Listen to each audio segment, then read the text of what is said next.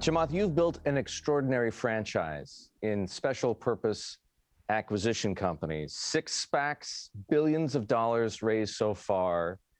Tell me, from your perspective, is there a limit? Is there a limit to what you can do with SPACs? Is there a limit to the size of the SPAC revolution in terms of available capital or quality of targets?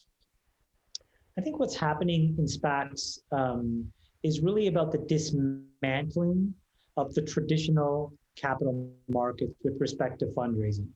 So the equity capital markets, really had one go-to move, which was the IPO.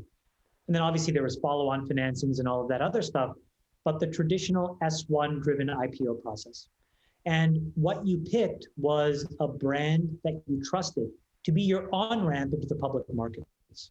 I think in 2021 and going forward, you're still picking brands, but that choice has become more atomized. But that is the exact same decision that used to happen 25 years ago when you used to pick a banker. Except now you're picking an individual level partner. And so I think that SPACs are very much here to stay. Back in the, using the language of inequality, it evens the playing field. It democratizes access to high growth companies. How? Because it allows retail and it allows long tail institutional investors, folks that may not have necessarily been tier one hedge funds.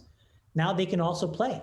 They may get allocation in the original SPAC IPO. They can go buy in the market as soon as it goes public. They can participate in the pipe. They can buy after a deal is announced. So many opportunities versus one allocation in a book building process that a traditional S1 process was all about. You describe finance often as a game rigged in favor of insiders at the expense of outsiders, especially the retail investor, the little guy, if you will. Yeah, I think this is a really good point you're making. If you can generate superior returns, you should be allowed to compensate and participate yourself in that. When I used to manage institutional money, again, all of this capital is my own, but when I used to manage institutional capital in early stage investing, I charged a 30% carry. No hurdle, no nothing. And people were willing to bet that I could generate returns, and I have, 30+% returns over the last decade that justified a 30% carry. Similarly here on the deals that I do, I take a 20% carry. And I think that I can find targets and find opportunities that will make that more than reasonable in the final analysis. And I think that if you look at the returns we've generated for shareholders, it's been nothing short of incredible, inclusive of the carry that I've taken. That being said, I've always thought it was important as well to do two things. Number one, Erik, is to put a lot of my own money on the line so that there was never a question of why I was in this.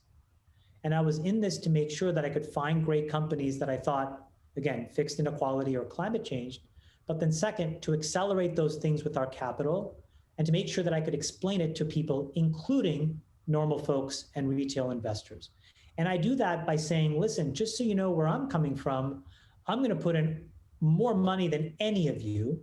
And you should take that as a serious signal that I think that this is important and I take it very seriously. The reason why we cannot give access to the pipes and some of these other mechanisms to retail is because of very strict regulatory definitions that we live by about who is a quib, who is an accredited investor.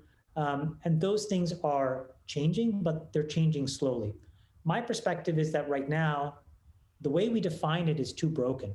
So I think that there's work that I can do, and hopefully people will listen to those arguments and expand the rules. And that way, more people will be allowed to buy pipes and these other things. But I want to be really clear.